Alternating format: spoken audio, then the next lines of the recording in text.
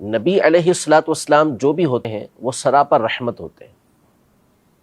چاہے طبیعتاً کس قدر ہی ان میں جلال ہو، لیکن شفقت و مہربانی یہ نبوت کا خاصہ ہے۔ یعنی نبوت یہ گویا کہ نام ہی شفقت و مہربانی کا ہے کہ لازمی طور پر جو نبی علیہ السلام ہوں گے وہ مخلوق کے اوپر مہربانی کرنے والے، شفقت کرنے والے ہوں گے، کیونکہ وہ اللہ تبارک و تعالیٰ کی راہ کی طرف بلا رہے ہوتے ہیں۔ لوگوں کو جب وہ گمراہی کے اندر، کفر و شرک کے اندر دیکھا کرتے تھے تو یہ ان کے دل کی محبت اور شفقت اور مہربانی ہوتی تھی کہ جو انہیں اس بات پر اور ابھارتی تھی کہ یہ اللہ پاک کی رحمت کی طرف ان کو بلائیں، جنت کی طرف ان کو بلائیں۔ لیکن نبی پاک صلی اللہ تعالیٰ علیہ وآلہ وسلم کی جو کمال رحمت ہے اس کا ذکر قرآن مجید فرقان حمید میں اللہ پاک نے کئی مقام پر فرمایا ہے، جس میں سے مشہور و معروف جو آیت ہے وہ وَمَا أَرْسَلْنَاكَ إِلَّا رَحْمَةً لِلْعَالَمِينَ ہے کہ ہم نے آپ کو تمام عالم کے لیے رحمت بنا کر بھیجا۔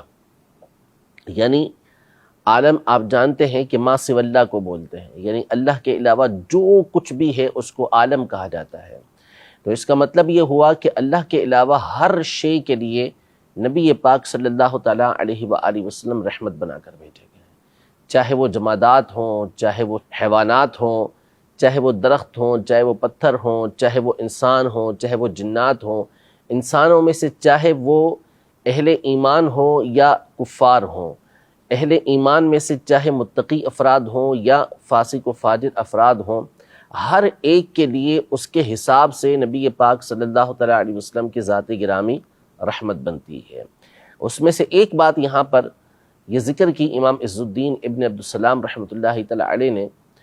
کہ پچھلی امتوں کا جب ہم حال دیکھتے ہیں، ان کے معاملات کو دیکھتے ہیں، ان کے واقعات کو پڑھتے ہیں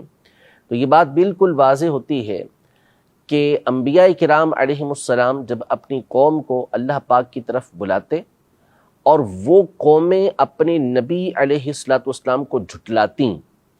ان کی دعوت دین کو تسلیم نہ کرتی، دین کی طرف نہ آتی، تو نتیجہ یہ نکلتا کہ اللہ پاک کی طرف سے ایک عذاب عام آتا، مکمل ان کو تباہ و برباد کر دیا جاتا۔ ایک ایسا عذاب آتا کہ جس کے بعد کوئی بھی جھٹلانے والا باقی نہ رہتا۔ لیکن نبی پاک صلی اللہ تعالیٰ علیہ وآلہ وسلم کی ذات گرامی کے بارے میں خود قرآن مجید فرقان حمید میں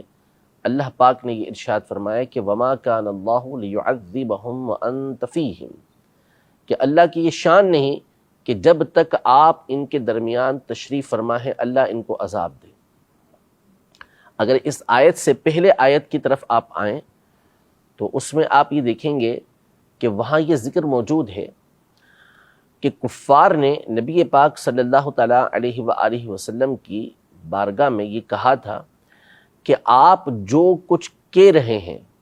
ان کان ھذا ھو الحق، اگر وہ حق ہے جو آپ فرما رہے ہیں تو فامطر علینا حجارۃ من السماء او ائتنا بعذاب علیم، تو آپ پھر ہمارے اوپر آسمانوں سے پتھروں کی بارش کروا دیں یا ہمارے پاس دردناک عذاب لے آئیں۔ نبی پاک صلی اللہ تعالیٰ علیہ وآلہ وسلم اگر اپنے ہاتھوں کو بلند کرتے اور آپ ان کے خلاف دعا کر دیتے تو نتیجہ یہی نکلنا تھا، لیکن اللہ پاک نے آیت مبارکہ نازل فرمائی کہ وَمَا كَانَ اللَّهُ لِيُعَذِّبَهُمْ وَأَنْتَ فِيهِمْ،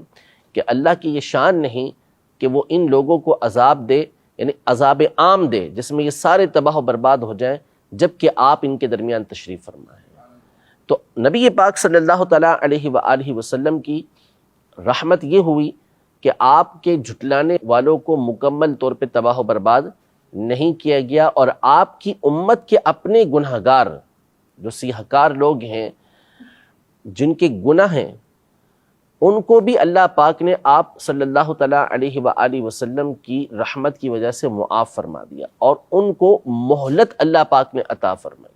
ورنہ پچھلی امتوں میں اس طرح کا معاملہ نہیں ہوا کرتا تھا۔